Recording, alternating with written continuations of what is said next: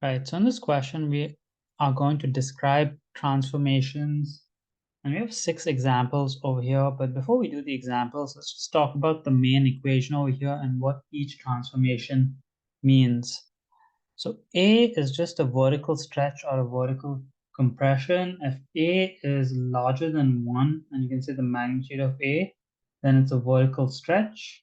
And if A is between 0 and 1, again, magnitude, so vertical compression. And if A is negative, then it's going to be a reflection in the x-axis. K is just a horizontal stretch or a horizontal compression, similar to A, but just the opposite. If the magnitude of K is greater than 1, it's going to be a horizontal compression. So the opposite here, A is greater than 1, it's a stretch. If K is greater than 1, it's a compression. If K is between 0 and 1, it's a horizontal stretch. And if K is negative, it's a reflection in the y-axis. D is just a horizontal translation, left or right.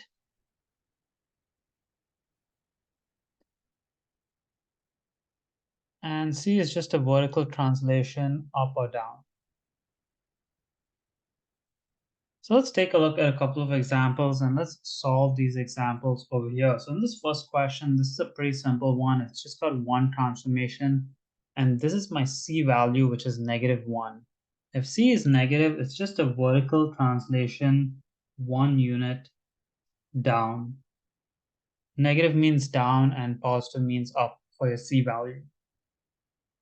Let's take a look at the next one over here. I have a K value and I have a D value.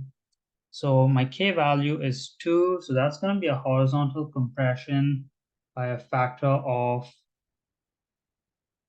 1/2. For horizontal stretches and compressions, you always flip this number upside down.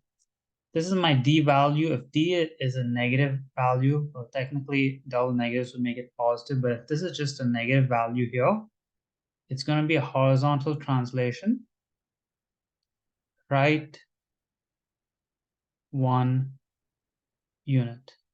So if this is a negative value, it's right. If it's a positive value, it's left. And let's take a look at this third one here. My A value is negative, so it's a reflection in the x-axis. One more important thing I want to mention is you always go left to right for transformations. You have to go in the right order. This is just a horizontal translation, 3 units to the right. And this is just a vertical translation, 2 units up. All right, let's look at the fourth question here. Again, I have a reflection in the x-axis because my A value is negative. This is my A value now. It's 2, so the magnitude is greater than 1. So that's going to be a vertical stretch by a factor of 2. And this is going to be a horizontal compression by a factor of 1/4. Okay, next one, I have a negative for my A value, so that's a reflection in the x-axis. I also have a negative for my K value, so that's a reflection in the y-axis. This is going to be horizontal translation, 2 units left. It's +2. And this is going to be a vertical translation, 3 units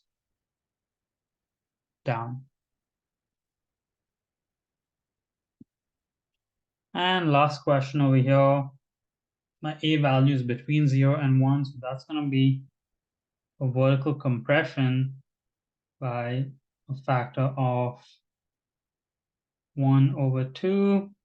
My K value is also a fraction, so that's going to become a horizontal stretch by a factor of 4, because if I flip this upside down, it's 4/1, which is 4. This is just a horizontal translation, 5 units, right? And that is just a vertical translation, 6 units up.